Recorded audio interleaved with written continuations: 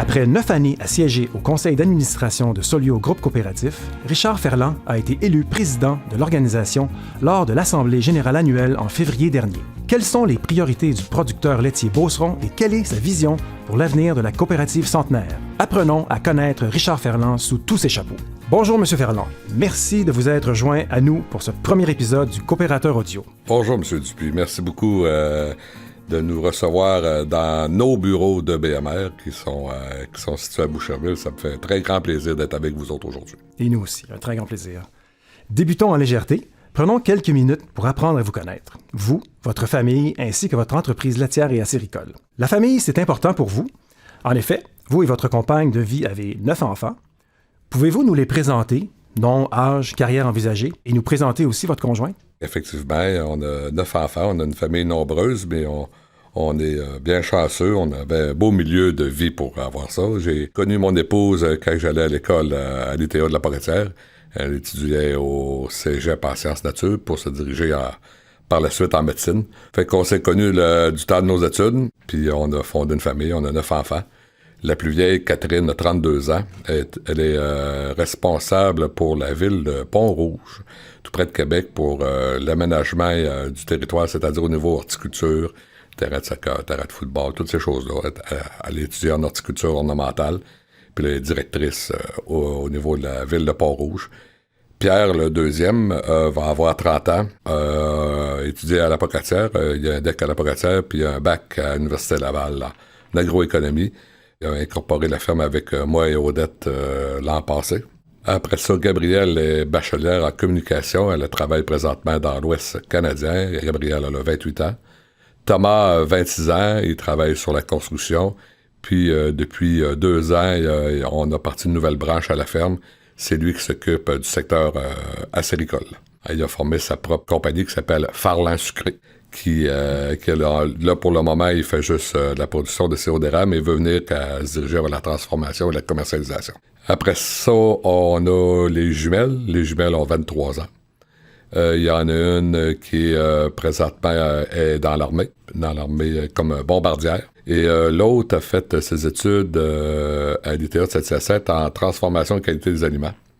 Puis elle poursuit un certificat présentement à l'Université Laval en gestion des affaires. Puis tout récemment, elle a obtenu un emploi. Elle est maintenant responsable de l'approvisionnement, de la qualité et de la gestion des inventaires à la fromagerie de l'Île aux Crues, qui appartient à Grillet, qui appartient à Gisca. Fait qu'elle est bien contente de son nouvel emploi. Ça, c'est 5 et 6. 7, David. David va avoir 20 ans. David est en train de terminer son cours en sciences nature, puis se dirige pour une carrière en ingénierie. Après ça, Daniel, numéro 8, 16 ans. Il est en solaire 5. Probablement qu'il devrait être un autre des relèves sur la ferme. Il aime beaucoup la ferme. Puis Jeanne, la dernière, qui a 12 ans, qui est en solaire 1. Et votre conjointe, vous l'avez parlé, vous l'avez dit, là, c'est les études qu'elle a fait en médecine. Oui, c'est ça. Elle a fait un bout de ses études en médecine. Puis on voulait avoir une grande famille. Elle voulait s'en venir sur la ferme avec moi. Tout ça, ça fait que finalement, elle a abandonné ses études en médecine pour se consacrer à notre entreprise qui était la ferme laitière, puis à la famille. Justement, quelle dynamique cette grande famille apporte-t-elle à la maison? Ça doit être spécial. C'est... La différence en d'âge aussi entre... oui, ben c'est ça. Vois-tu, quand Jeanne est née, Catherine la plus vieille avait déjà 18 ans. Ça fait que les 9 n'ont pas tout le temps été toute la gang en même temps à la maison, là. Mais c'est sûr que c'est 9 Ferland.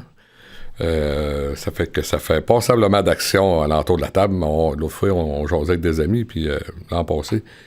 Puis là, la femme a dit, demain, je reçois pour le party des fêtes. Elle dit, je reçois mes sœurs, puis elle dit, on va être 9 à l'entour de la table, ça la stressait, ça. Nous autres, on est 11. Quand on est 11, on n'est même pas toute la gang, avec les conjointes, les petits-enfants. Ça fait que nous autres, c'est toujours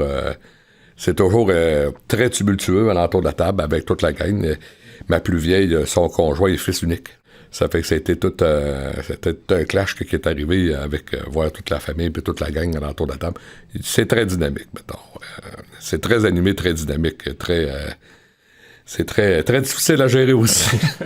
Est-ce que vous avez vous-même grandi dans une famille nombreuse? Non, on était juste 5.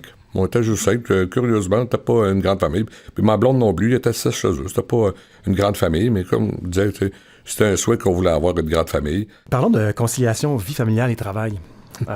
Être présent pour toute sa famille et tout en jonglant avec vos nombreuses responsabilités professionnelles, ça doit pas être facile. Comment vous gérez ça? Non, c'est pas vraiment facile. Ça fait déjà 25 ans que je suis impliqué dans le milieu coopératif. C'est sûr que ça commence jamais raide, ça commence tranquillement. Hein. J'ai commencé comme administrateur à ma coopérative locale qui était une coop. Au bout de quelques années, j'étais vice-président, je suis devenu président. J'ai siégé chez Solio, tout ça. C'est sûr qu'il y a eu d'énormes sacrifices de fait de la part de la famille.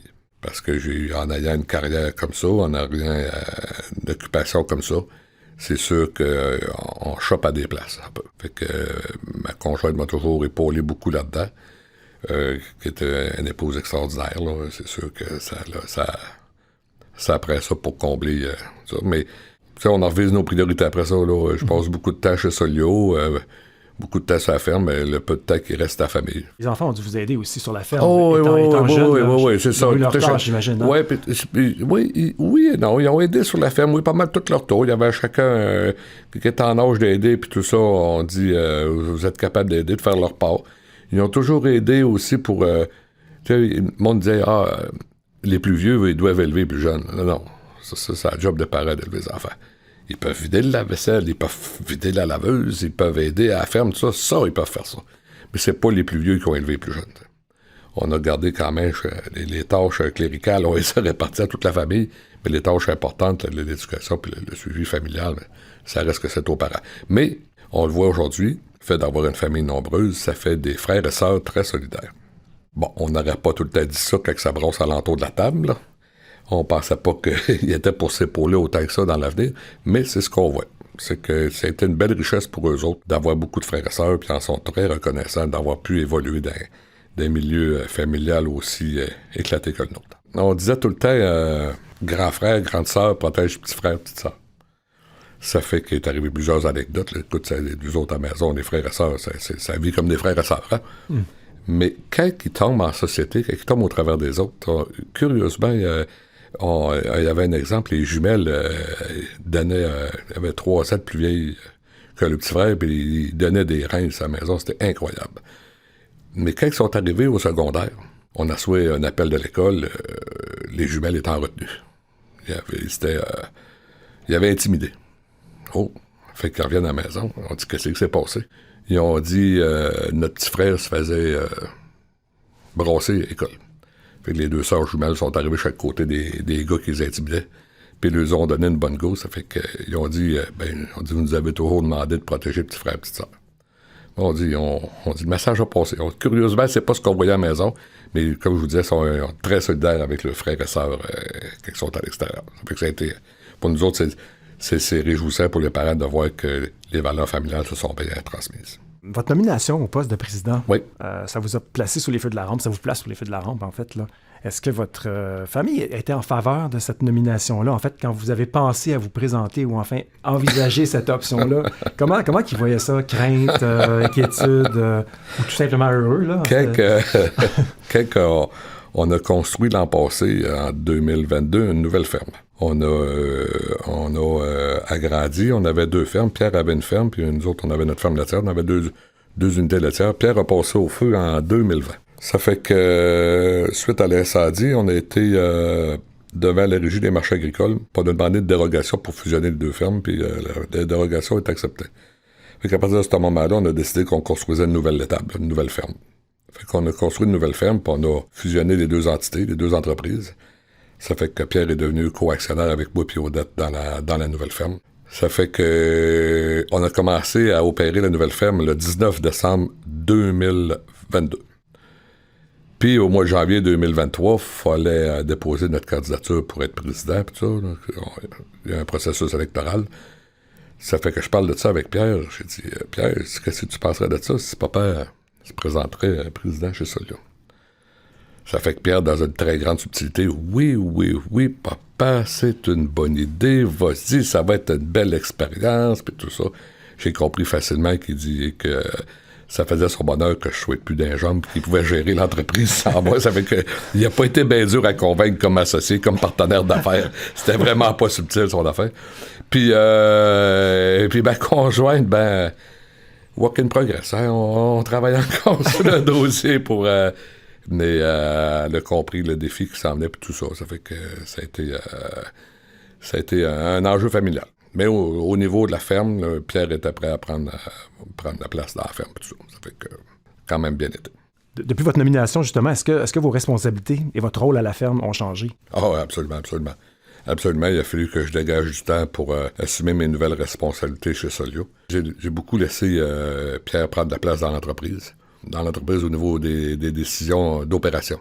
Fait que j'ai toujours été opérateur, fait que Pierre, maintenant, il est un peu plus dans le siège d'opérateur, c'est sûr, pour les grands chantiers, les grands investissements, les grands choix, on s'assied et on en discute. Mais au niveau des opérations, au niveau du day-to-day, au niveau des ressources humaines, la gestion des employés, de la main-d'œuvre, l'approvisionnement, ces choses-là, c'est beaucoup plus Pierre qui s'occupe de ça présentement sur la ferme. Justement, on pourrait aller peut-être un peu plus en détail dans la ferme. Vous en avez parlé un peu. On a parlé de vos enfants, de la famille. Mais votre autre bébé, c'est l'entreprise. Oui. Vous l'avez décrite, mais peut-être un petit peu plus en détail, le nombre d'animaux, tout ça. Je suis la 5e génération qui possède la ferme. C'est mon arrière-grand-père qui est arrivé. Quand il est arrivé, il y avait un petit peu de défrichage de fait, mais pas grand-chose. C'est lui qui a défriché la terre, qui a installé sur la ferme, tout ça. Fait que mes enfants sont la 6e génération de Ferland qui sont sur la ferme familiale. Ça a toujours été une ferme qui était, je dirais, d'agriculture de subsistance, à venir jusqu'à l'industrialisation agricole dans les années 60-70. On a pris la tangente de la production laitière dans ces années-là. On avait un petit peu de porc jusqu'aux années 80. Finalement, on a laissé tomber la production porcine pour se consacrer au lait. Moi et ma conjointe, on est devenus actionnaires en 1990 de l'entreprise. À ce moment-là, la ferme, comme tout le monde, on avait une belle petite ferme laitière. On avait 14 kilos jour. Là, on vient de compléter la première année d'exploitation de l'entreprise suite à la fusion, tout ça.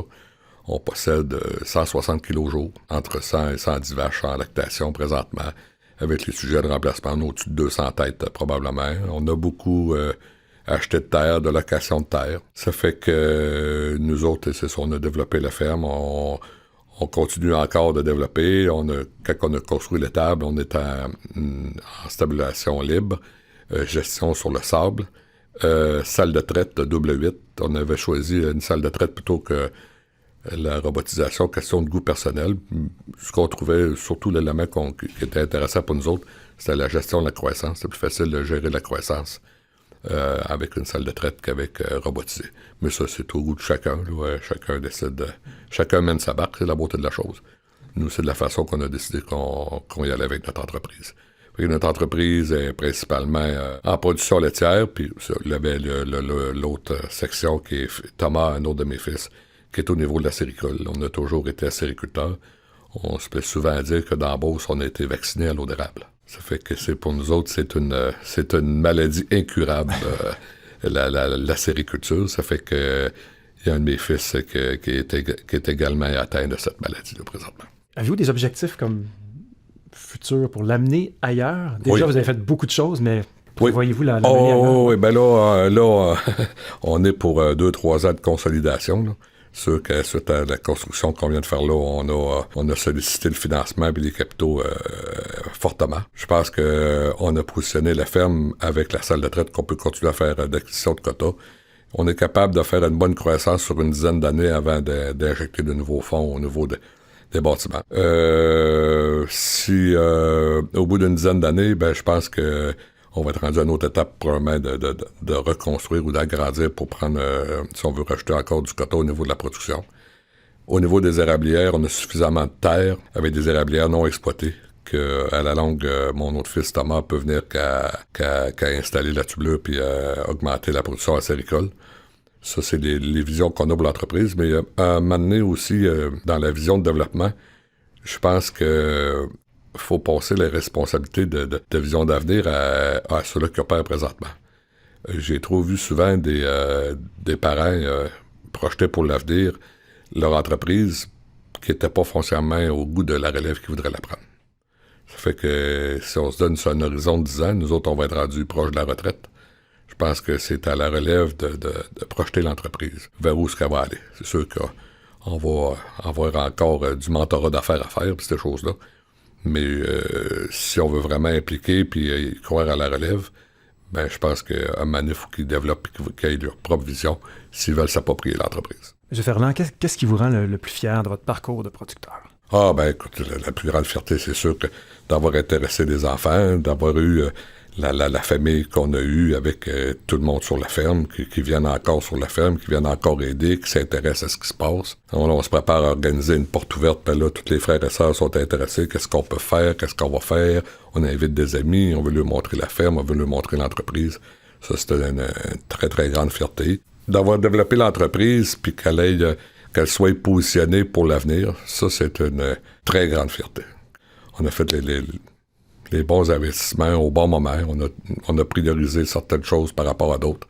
Quand on a développé l'entreprise, je dirais ça, c'est la plus grande fierté là, de voir l'entreprise aujourd'hui qui est bien positionnée pour l'avenir. Dans la position que j'occupe à jaser avec des financiers, puis toutes sortes de monde, là, présentement, qui sont dans l'agriculture à un autre niveau, ils voient qu'ils commencent à avoir un peu un clivage au niveau de l'agriculture, que les grandes fermes prennent de plus en plus de vitesse, puis que les petites fermes vont avoir de la difficulté à assurer leur pérennité. Comment on va faire pour trouver une place à tout le monde là-dedans? Là? Ça va être un défi d'avenir, là. Mais on est assez fiers de la façon qu'on a positionné la nôtre. La pérennité des entreprises, c'est une préoccupation grandissante, en fait, qui a toujours été très grande chez Solio Groupe Coopératif. Comment vous envisagez ça? On a passé au travers de moments plus difficiles les 2 dernières années. On a 100 ans d'histoire. Ça fait 100 ans que les producteurs agricoles québécois ont investi de l'argent, ont mis de l'argent dans patente, si on peut dire. Ils ont confié des responsabilités.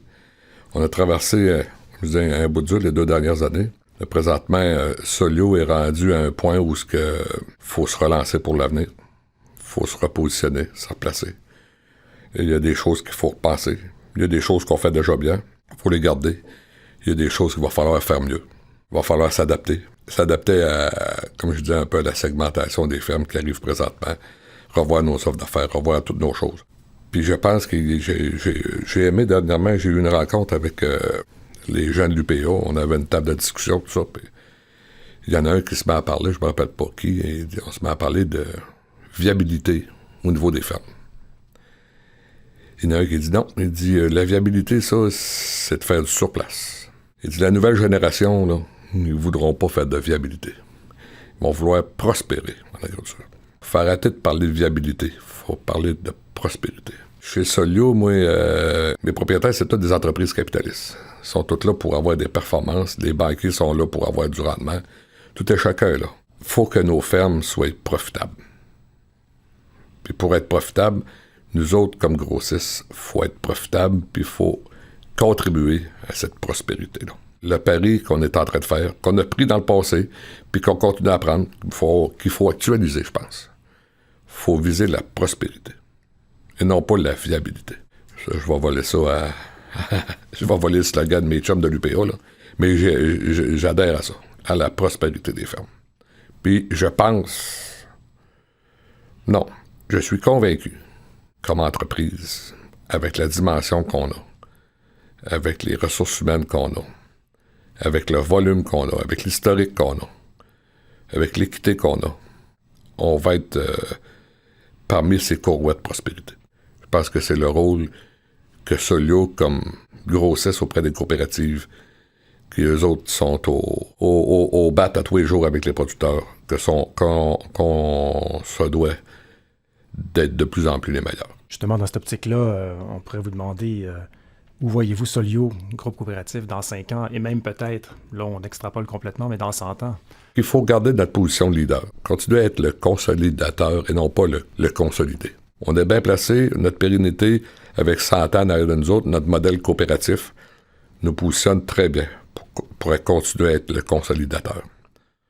Ceci étant dit, faut pas échapper aux opérations, puis il faut pas perdre d'objectif que notre rôle, c'est l'approvisionnement des coopératives. On sait bien sûr, on a nos propres opérations, nous autres, v'là Onimel, mais on est aussi l'approvisionneur, le grossiste pour nos coopératives qui, eux, sont au front pour approvisionner les producteurs agricoles au Québec. Fait que je pense que c'est à ce niveau-là qu'il va falloir continuer à optimiser nos opérations puis continuer à viser toujours à demeurer le meilleur. Mais on parle beaucoup d'alimentation, justement, du climat, de l'environnement. Comment vous voyez l'avenir sur ces plans-là? Pour ce qui est de toutes ces choses-là au niveau environnemental, il y a beaucoup de problématiques à ce niveau-là. Moi, j'essaie le plus possible d'essayer de tourner ça en opportunité d'affaires. Faut se le rappeler, on est une agriculture nordique. On a cet avantage-là avec les changements climatiques, le réchauffement, qu'il va y avoir des belles opportunités d'affaires à choisir, à saisir quand ils vont passer. On voit que, je pense qu'il y a beaucoup de choses qui vont passer au niveau de l'environnement par la professionnalisation, par la recherche, par le développement. Il y a des choses qui étaient très tolérables il n'y a pas longtemps, que plus personne ne fait aujourd'hui. Les mœurs ont changé, les choses ont évolué pour le mieux. Je pense que comme entreprise qu'on est, on va continuer à être à l'affût de ces phénomènes-là.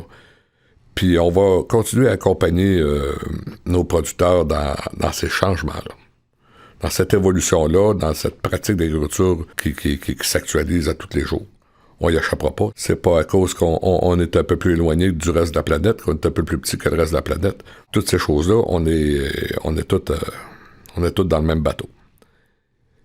Puis via notre réseau de coopératives, qualité de nos ressources humaines, je pense qu'on est très bien positionné pour répondre à ces attentes-là, qu'elles soient de la société, qu'elles soient de nos producteurs, de nos propriétaires. Je pense qu'on est bien positionné via toutes nos recherches qu'on fait, via tout notre monde qu'on a, qu'on peut facilement être un bon agent mobilisateur. Dans votre famille, est-ce que vos enfants sont inquiets pour l'avenir de la planète? Est-ce qu'ils vous le manifestent? Parce qu'il y a plusieurs opinions, là.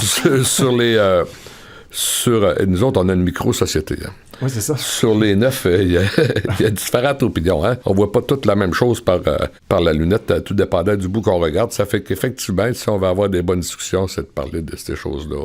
J'ai la chance de pouvoir tester différentes théories avec une tablée familiale pour, après ça, me faire une idée puis l'amener avec notre gang d'administrateurs et d'administratrices à Montréal. Mais on a effectivement des bons échanges.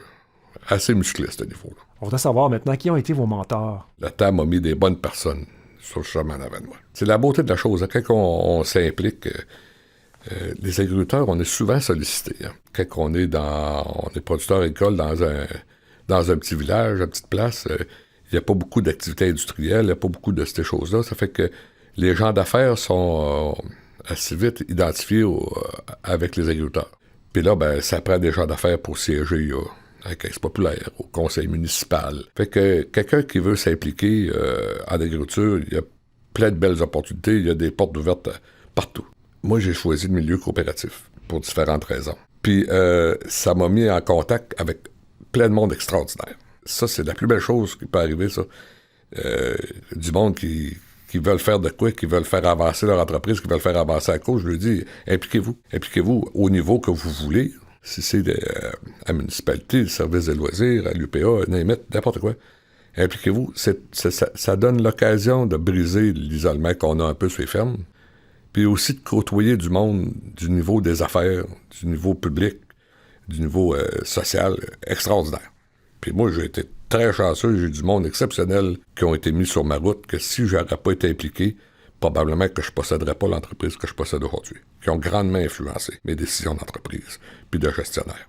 Parce que j'ai croisé du monde à ce moment-là qui ont été des mentors, qui ont été des bonnes personnes, qui m'ont guidé, qui ont poussé mes réflexions plus loin, qui m'ont sorti de ma zone de confort. Ça a été la plus grande réussite de mon implication, ça a été de côtoyer ce monde-là. Quel élément déclencheur a fait pencher votre cœur pour la coopération? Les affaires. Les affaires, définitivement les affaires. Business. J'aime beaucoup les affaires. J'aime beaucoup la gestion des affaires. Dans ma cage thoracique de cœur de Beauceron, l'entrepreneurship, il y est pour beaucoup. Puis jamais la façon que le modèle coopératif fonctionne, c'est que on brasse des affaires à la gang, puis le partage, c'est selon le chiffre d'affaires que tu fais, selon la business que tu fais. Fait qu'au niveau démocratique, tout le monde est égal, mais au niveau des affaires, plus que tu fais affaire, plus que tu as accès à du rendement, à des performances, à du partage de richesse. Fait que c'est ce que j'aimais beaucoup dans le modèle coopératif, c'est les affaires et le sens du partage des affaires, des profits. Dans cette suite d'idées, qu'est-ce que vous aimez le plus de votre rôle de président? Que j'aime le plus dans mon rôle de président. Encore là, je suis choyé. J'ai une équipe de gestionnaires assez extraordinaire avec qui je m'entends très bien, qu'on communique facilement, qui m'encouragent, qui me font grandir. Ça, j'adore ça. Ça, j'adore mon rôle de président, d'en parler les relations puis l'accès à tout le monde que j'ai accès. Ça, pour moi, c'est un privilège extraordinaire. Mon conseil d'administration, ma gang d'administrateurs, d'administratrices, tout le tour de la table avec moi, c'est du monde exceptionnel, il y a du monde de talent, c'est extraordinaire. Ce que j'aime dans mon rôle de président, c'est que chaque personne qui a des talents particuliers, ben, je peux les pointer vers certaines places. Cette personne-là, elle a un talent spécial au niveau des RH. Ben, j'aimerais ça que tu pousses ta recherche au niveau des RH, que tu vas t'impliquer à ce niveau-là. Telle autre personne est bonne dans telle affaire. Puis des fois, il y a du monde qui sont moins bons dans telle affaire. Ben, je dis, creuse là-dedans. Va-t'en là-dedans, je vais te mettre sur ce comité-là. Puis il me semble que tu vas te développer, puis tu vas t'épanouir, puis tout ça, puis que je sais que tu as le potentiel, mais tu vas pouvoir être développé. Ça, c'est une affaire que j'aime bien gros, c'est de voir grandir mes administrateurs autour de la table. Ça, j'adore ça. Mais j'adore surtout le relationnel avec tout le monde que j'ai la chance de rencontrer, puis avec qui que je peux parasiter plein de connaissances. Ça, c'est un des grands privilèges que j'ai comme président, le monde que je côtoie. Ça, pour moi, c'est très enrichissant. Puis ça aide à meubler mon raisonnement puis mon argumentaire lorsque je m'assis comme président de Solio. Ben là, j'ai eu accès à plein de monde tout autour de moi, à une multitude d'informations. Il reste à synthétiser ça puis sortir de quoi. Mais c'est pas les sources d'informations qui manquent tout autour de moi. Ça, c'est un très grand privilège pour moi comme président d'avoir accès à tout ce monde-là. On a parlé du père de famille, de l'entrepreneur, du président. Qu'en est-il de l'homme maintenant? On a quelques questions en rafale pour conclure ça. Qu'est-ce que vous faites de vos temps libres, si vous en avez? Des quoi? Temps libre, c'est ça. Madame Nathalie Moulis, qui est l'adjointe administrative à la direction générale chez Solio, m'a demandé la même chose à un moment donné. Elle a dit, Monsieur Ferland, avez-vous des temps libres? Je dis, non, il n'y en a plus de temps libre. Il n'y en a plus. En dehors de la présidence de Solio, c'est la ferme, c'est la famille. Est-ce que vous avez des héros, des modèles? En Beauce, on a eu plusieurs belles réussites industrielles. J'aime beaucoup l'histoire des Vachons à Sainte-Marie. Comment ils ont monté leurs entreprises. Placide Poulain Max et Bain Douche. C'était un beau success story. Je connais beaucoup aussi de petites entreprises qui ont réussi, de mes chums qui avaient, je me rappelle qu'on avait 17, 18, 19 ans, puis qui se sont lancés en affaires, puis qui ont des belles entreprises aujourd'hui, des belles réussites. Est-ce qu'il y a des événements dans l'histoire là, qui vous ont marqué ou qui vous fascinent? Quand j'étais plus jeune, mon père avait un de ses amis qui avait été à la guerre. Je savais pas plus que ça. Il me disait, lui, il a fait la guerre. Puis je me suis rendu compte, en regardant un petit peu l'histoire de Sainte-Marie, il y avait eu, quand la Deuxième Guerre mondiale a éclaté, mon père avait 21 ans. Mais dans ce temps-là, les fils de cultivateurs étaient exemptés de la guerre. Mais Sainte-Marie était déjà une ville un peu, commençait déjà à s'urbaniser un peu. Il y a des chums de mon père qui ont été à la guerre. Puis il y avait le régiment de la Chaudière, qui a fait des exploits à la Deuxième Guerre mondiale. L'ami de mon père, qui venait souvent à la cabane à sucre, avait été à la guerre. Il a fait le débarquement en Normandie. Il était 3 frères, puis il est le seul qui est revenu du débarquement de la Normandie. Ça fait que il y a beaucoup de jeunes hommes qui étaient de l'âge de mon père qui ont été sacrifiés lors du débarquement de la Normandie. Ça a piqué ma curiosité, puis j'ai toujours aimé beaucoup l'histoire à ce niveau-là. Est-ce qu'il y a des choses qui vous insurgent? Ah oui. Ah oui, oui. Ah oui, oui, ah oui. Trop, ma blonde dirait trop. La pauvreté, la misère. Hier au soir, j'étais à la grande tablée, c'était un événement, la tablée des chefs, puis qu'eux autres apprennent aux jeunes à faire à manger, à cuisiner dans les écoles, puis la récupération alimentaire, puis ils récupèrent toutes ces choses-là. C'est de voir qu'il y a encore du monde qui ont... Pour nous autres, en milieu agricole, c'est dur à comprendre. C'est un milieu qui est dur, on travaille fort, mais on n'a jamais rien manqué sur notre table. T'sais. Il y a toujours eu de la nourriture. Puis de comprendre qu'il y a du monde, qu'il y a des enfants qui s'en vont à l'école, qui n'ont rien à manger. C'est incroyable. Là, pour moi, ça me dépasse. qu'on ait du trouble à nourrir le monde. À Montréal, dernièrement, j'étais en meeting au centre-ville, de voir autant de sans-abri dans une société qui est aussi riche, de voir ça, de voir un clivage social, là, des inégalités sociales. Ça, c'est insultant de voir ça. En contrepartie, je vous demanderais qu'est-ce qui vous donne toujours le sourire? Mon cercle rapproché. Le monde avec qui que je change constamment. J'ai quelques bons amis avec moi au conseil d'administration qu'on rigole, qu'on a souvent du fun. Work hard, play hard.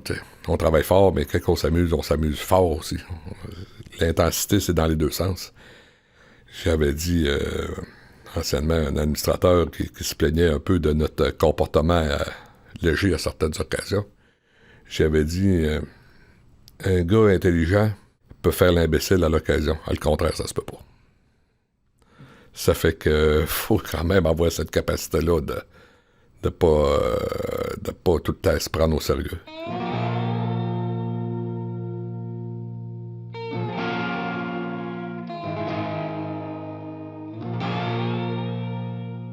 Merci beaucoup, Richard Ferland, de vous être prêté au jeu. Mais merci beaucoup de m'avoir reçu. C'est un grand honneur pour moi d'avoir participé à ce podcast, puis surtout d'être le premier. L'équipe du Coopérateur Audio vous souhaite une bonne continuité dans le projet. Merci beaucoup, M. Dupé. Bienvenue dans ce premier segment par les réseaux du Coopérateur Audio. Pour l'édition de novembre-décembre, parlons des activités s'étant déroulées dans vos coopératives lors de la Semaine de la coopération du 15 au 21 octobre dernier. Novago a remis 16 305 $ à 13 organismes locaux. Dans les BMR et agri-zones de la coopérative, une importante collecte de dons a été organisée. Membres, employés et clients ont contribué à la collecte de dons et Novago a doublé les montants amassés. Le 7 à 9 relève agricole d'Aventis servait à souligner la Semaine de la coopération, mais également le 5e anniversaire de la coopérative. 3 jeunes productrices et producteurs agricoles de la relève sont venus témoigner.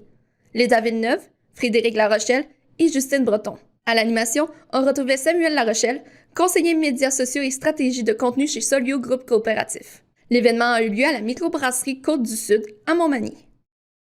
Vivaco a décidé de faire revivre l'escouade Vivaco en cette semaine de la coopération. Des équipes d'employés de la coopérative ont visité plus de 75 producteurs agricoles de leur territoire en apportant café et galettes, ainsi que sacs réutilisables Vivaco et des chandails Mon Vivaco, ma coop. Des équipes de représentants BMR et AgriZone ont également visité des entrepreneurs en construction avec café, muffins, t-shirts et gants de travail. Tout au long de la semaine de la coopération, des experts conseils de Covry ont rencontré des producteurs membres et des clients. Certains administrateurs se sont joints à eux pour quelques rencontres. Pendant celles-ci, les gens ont pu échanger sur les activités de la coop, ses projets et les sujets agricoles. Du côté de ses commerces, Covry a organisé un concours dans tous ses dépanneurs et ses quincailleries. En remplissant un coupon de participation, les gens couraient la chance de gagner une adhésion gratuite à la coopérative et une carte cadeau de 50 $. Les équipes d'experts conseils d'Agiska sont allées à la rencontre de leurs membres et clients pour leur offrir des bières produites à la microbrasserie Le Bilboquet. Ce fut une belle occasion d'échanger et réseauter directement chez les producteurs. Nutrinor a convié ses membres à un après-midi de conférence sur les semences suivi d'un cocktail du président et de michoui. Pour l'occasion, la coopérative, une bière de la microbrasserie locale Riverbend à l'effigie de Nutrinor, a été remise. En décorant ses succursales BMR pour la semaine de la coopération, Uniag a réussi à attiser l'intérêt de 87 nouveaux membres auxiliaires en quincaillerie. 5 capsules en visionnement sur Facebook et en lien avec le thème Travailler coop ont aussi été produites. Bravo pour toutes ces belles initiatives coopératives. C'est ce qui conclut votre Parler réseau de novembre-décembre. Pour plus de nouvelles du genre, abonnez-vous à notre infolettre hebdomadaire, le Coopérateur Flash, au coopérateur.coop/infolettre. C'était Félicie Tremblay-Jacques pour le Coopérateur Audio.